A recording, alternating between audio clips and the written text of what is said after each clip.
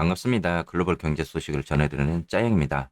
오늘 드디어 디데이가 된 것 같습니다. 오늘 가장 중요한 날인 것 같습니다. 잭슨홀 미팅뿐만 아니고 PC 물가지수 그리고 미시간 소비자 심리지수까지 굉장히 헤쳐나가야 될 문제가 오늘 많이 있는 것 같습니다. 자, 비스포크 인베스트먼트 그룹에 따르면 이 미국 주식이 세계 최고의 중앙은행가 그리고 경제학자들이 이제 모여서 이 잭슨홀 미팅을 나누게 되는데요. 이 기간 동안에 주가가 소폭 상승하는 경향이 좀 있기는 하지만 더 큰 상승은 보편적으로 몇 달 후에 이렇게 발생하는 경향이 많았습니다. 약 40년간의 컨퍼런스를 이렇게 살펴보면은 보편적으로 S&P 지수가 1.41% 상승하면서 이렇게 마감이 되는 경우가 많았고요. 8월 말에 컨퍼런스가 시작되고 나서 중앙값인 0.1% 정도만 상승하는 그런 경험을 했습니다. 이렇게 해서 잭슨홀 미팅을 통해 가지고 보편적으로 주가가 상승하는 시기는 4분기에 나오는 경향이 많았던 것 같습니다. 잭슨홀 미팅이 적어도 과거에는 이렇게 주식시장의 어떤 촉매제 역할을 하지는 못했었는데요. 이렇게 지금 인플레이션이라든지 경제 지표에 눈이 쏠리면서 잭슨홀 미팅에도 촉각을 세우고 있는 것 같습니다. 잭슨홀 미팅 기간 동안에 과거에 이렇게 저조한 주식을 얻지 못한 잠재적 이유는 좀 계절적인 추세와도 관련이 있을 수 있습니다. 이렇게 일반적으로 이제 월스트리트 그리고 메인스트리트가 대부분이 보편적으로 휴가를 내는 여름방학 기간에 연례 회의를 이렇게 주최를 하기도 합니다. 그렇기 때문에 올해는 금융시장 전반에 걸쳐 상반기부터 2020년까지 다른 해와 좀 다를 수 있는 그런 모습입니다. 세계에서 이제 가장 큰 중앙은행 중 다수가 쉬운 통화 정책을 철회하기도 했지만은 이렇게 경제를 탈선시키지 않으려고 노력을 하는 그런 모습을 보였고요. 러시아와 우크라이나 전쟁으로 인해서 에너지 가격 급등으로 이런 높은 인플레이션과의 싸움이 복잡해지는 그런 세법이 나오고 있습니다. 연준 관리자들이 이렇게 최근 40년 최고치를 기록한 높은 생활비에 맞서 싸우겠다는 이제 약속을 반복을 하고 있죠. 그렇기 때문에 이번 잭슨홀 미팅의 최대 관심사는 파월 의장의 입을 통해서 다음 금리 인상의 힌트를 얻으려는 그런 모습을 보여주고 있습니다. 사실은 이런 잭슨홀 미팅보다도 더 중요한 거는 오늘 발표되는 PC 물가지수, 근원 PC에 대한 부분도 굉장히 관심사가 높아질 것 같습니다.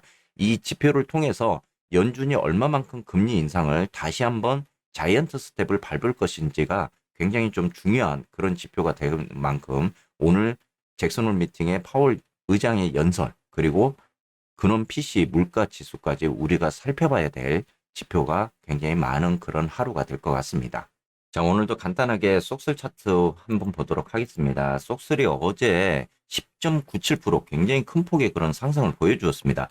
어제 엔비디아 제가 이 라이브 때도 이야기 드렸지만은 엔비디아 실적에 대해서는 굉장히 좀 좋지 않는 그런 모습이지만 분명히 시장에서는 다시 한번 끌어올리는 그런 모습을 보일 것이다라고 제가 어제 이야기를 드렸었습니다. 그러면서 속슬에게 어떻게 보면 수급적인 힘을 더 주었다라고 이렇게 볼 수가 있는데요.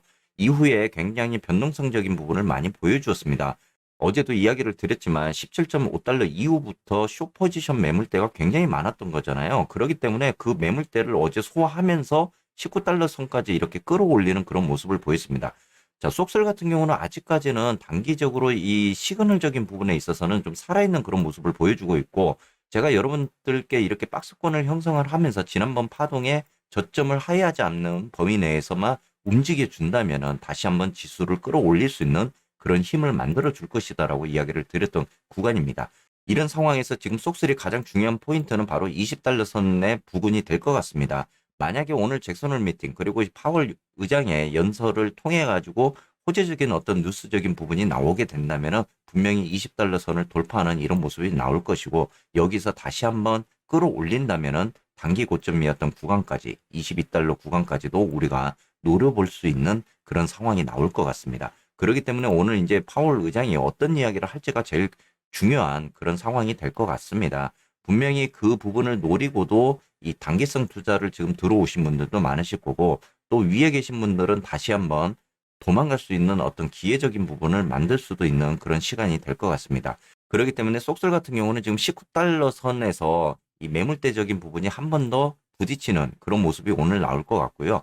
무사히 이 구간을 통과를 해서 20달러 선을 넘어간다면 다시 한번 단기적인 그런 고점 부근까지 도전하는 그런 모습이 나올 것 같습니다. 그렇기 때문에 오늘도 한번 이 파월 의장과 그리고 PC 물가 지수 등 다양한 지표들을 관찰을 하면서 우리가 주가의 향방적인 부분, 그렇기 때문에 오늘 이제 쏙3 얼마만큼 그 수급만큼 힘을 받쳐주고 단기적으로 다시 끌어올릴 수 있는 힘이 나오는지도 지켜봐야 될 구간인 것 같습니다. 다시 한번 이렇게 단기적인 어떤 모습을 보여주고 나서 이후에 하방으로 가는 조정적인 모습이 나오는 구간까지 우리가 좀 지켜봐야 될 것 같습니다. 자, 다음은 TQ도 한번 보도록 하겠습니다. 제가 TQ 분석 영상을 많이 요즘에 못 올려드렸었는데 간단하게 TQ를 다시 한번 말씀을 드리게 되면은 TQ도 보시면은 지금 박스권을 이제 좀 형성해 나가는 그런 모습이거든요. 그래서 제가 이 라이브에서도 이제 이야기를 드렸던 구간이 이 구간에서 TQ가 31달러 이 구간을 하회하지 않는 범위 내에서 움직임을 주면은 괜찮을 것 같다라고 이야기를 드렸던 구간이고요. 자, TQ 같은 경우는 근데 의외로 속스라고 좀 조금 다릅니다. 단기적인 어떤 시그널적인 부분을 지금 보여주고 있기 때문에 오늘 다시 한번 끌어올리면서 지금 35달러 구간까지의 이 저항적인 부분을 어떻게 뚫어주느냐가 제일 중요할 부분인 것 같고요. 만약에 뚫지 못하고 매물대가 형성이 되면서 내려오게 되면은 하방으로 내려가는 확률이 굉장히 좀 커질 것 같습니다. TQ는요. 그렇기 때문에 TQ뿐만 아니고 그렇게 되면 이제 기술주 전반에 걸쳐서 그렇게 된다라는 이야기가 나오겠죠. 지금 애플이나 뭐 테슬라 같은 경우도 단기 고점에 대한 시그널적인 부분이 나와서 이 조정적인 그런 하락폭이 나오는 만큼 TQ도 그런 영향을 받을 가능성이 굉장히 큽니다. 그렇기 때문에 TQ가 다시 한번 단기적인 이런 상승적인 모멘텀을 가져가면서 TQ가 이 35달러 구간을 뚫고 올라가서 안착을 하는지 이 구간이 좀 TQ에 있어서는 굉장히 좀 중요한 그런 구간이 될 것 같습니다. 오늘 굉장히 좀 중요한 지표와 연설들이 많이 있는 만큼 변동성도 굉장히 심화가 될 것 같습니다. 여러분들 오늘 하루도 또 성투하시면서 잘 이겨내시기를 바라겠습니다.